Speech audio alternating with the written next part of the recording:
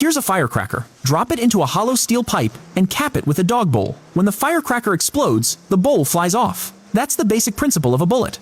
But a dog bowl has way too much air resistance, so you reshape it into a pointed bullet and replace the steel pipe with a brass casing. When you want to fire the bullet, you stuff the firecracker into the brass casing and seal it with the bullet tip.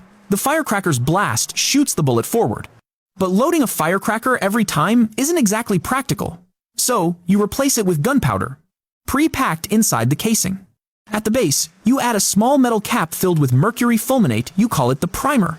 To fire the bullet, just strike the primer with a nail. That ignites the mercury fulminate, setting off the gunpowder and shooting the bullet out. But the bullet tumbles wildly in flight, messing up its path and shortening its range.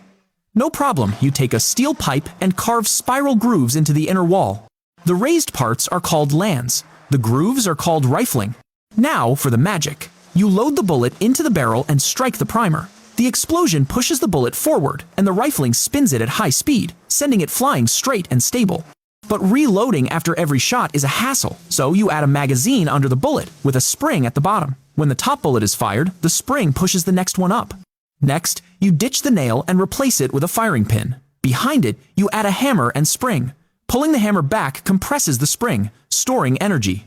To release that spring energy, you design a clever trigger. When you pull it, the spring is released. The hammer strikes the firing pin, setting off the primer, which ignites the powder, and the bullet spins out, guided by the rifling. Congratulations, you've just invented the handgun.